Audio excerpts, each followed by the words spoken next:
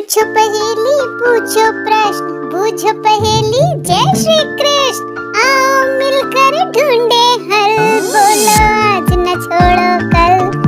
हम सबका बस एक ही चैनल, बोलो बोलो बोलो आप। जय श्री कृष्ण मित्रों, आप सभी का आपके लोकप्रिय बोलो बोलो आप YouTube चैनल पर हार्दिक स्वागत है। आज का प्रश्न है श्रीमान राजेश राम जायसवाल, देहरादून उत्तराखंड से, और इनका प्रश्न है श्री रामचरितमानस का एक दोहा जिसमें संत तुलसीदास जी लिखते हैं कि काहन पावक जारिसक, कान समुद्र समाए, कान करे अबला प्रबल, केहि जग काल न खाए। श्रीमान जायसवाल जी ने इस दोहे का अर्थ पूछा है। तो मित्र, जायसवाल जी के दोहे का अर्थ बताऊं इसके पूर्व एक छोटी सी अपील है कि जिन मित्रों ने अभी तक बोलो बोलो आप चैनल को सब्सक्राइब नहीं किया है वो कृपया सब्सक्राइब करें और ज़्यादा से ज़्यादा लोग प्रश्न इस चैनल पर पूछे, क्योंकि यह चैनल ही आपको बोलने, पूछने और बताने की स्वतंत्रता देता है। आप सभी लोग जो इस चैनल के सदस्य हैं वो इस परिवार के सदस्य ही नहीं अपितु आप लोग ही पूछने और बताने वाले हैं। अब सबसे पहले आपके दोहे का शब्दार्थ देखते हैं। काहन पावक जारिसक, अर्थात क्या नहीं है जो अग्नि जला नहीं सकती। ऐसी कौन सी चीज है जो अग्नि नहीं जला सकती, अर्थात कुछ भी नहीं है, सब कुछ जला सकती है। समुद्र में ऐसा कुछ भी नहीं है जो समुद्र में डालने के बाद उसमें न डूब जाए।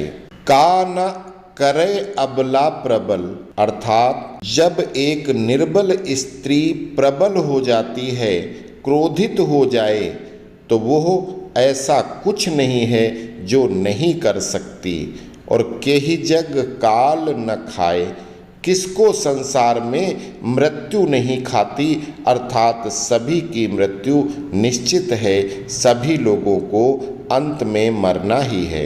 इस दोहे में संत तुलसीदास जी ने अग्नि, समुद्र, प्रबल अर्थात ताकतवर क्रोधित स्त्री और मृत्यु के देवता को एक श्रेणी में रखते हुए उदाहरण दिया है कि ये चारों लोग अपने अपने कर्म क्षेत्र में ऐसा कुछ नहीं है जो ये कर नहीं सकते, अर्थात सब कुछ कर सकते हैं। अग्नि सब कुछ जला सकती है, सिंधु अर्थात सागर में कुछ भी डाल दो सब कुछ डुबो सकता है।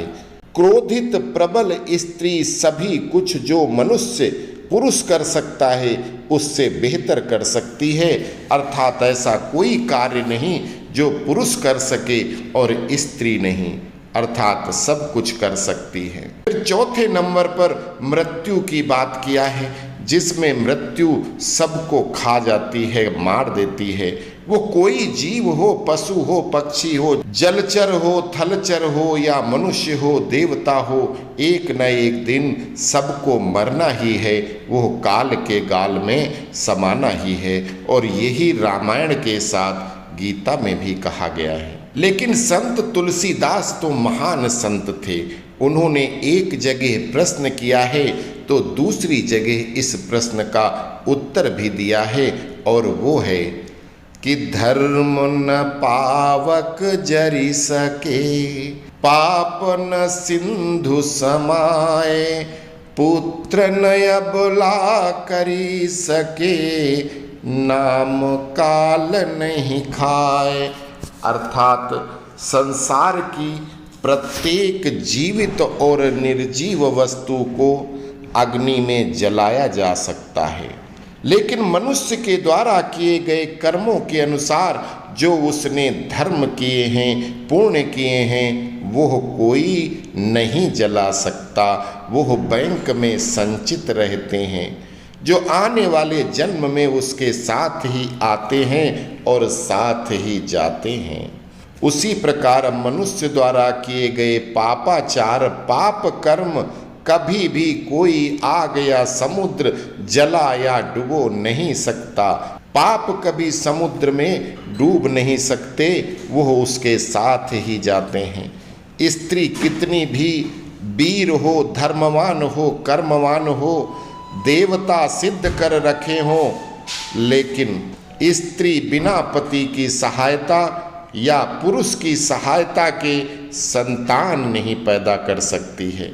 इसके लिए स्त्री और पुरुष दोनों का होना आवश्यक है। चौथा काम है कि काल अर्थात मृत्यु शरीर को मार सकती है, लेकिन वो उस व्यक्ति के नाम को नहीं मार सकती जो मनुष्य के मरने के बाद चलता रहता है। पुण्यात्मा है तो उसकी अच्छाई के लिए और दुष्टात्मा है तो उसकी बुराई के लिए उसके नाम को लोग याद अवश्य करते हैं।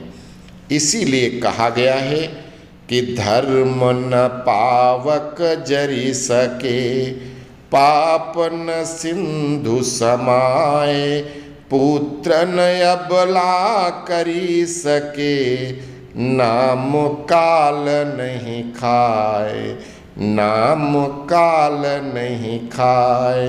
आशा करता हूँ कि श्रीमान जायसवाल जी आपके प्रश्न का सही उत्तर मिल गया होगा। अस्तु। जय सिया राम।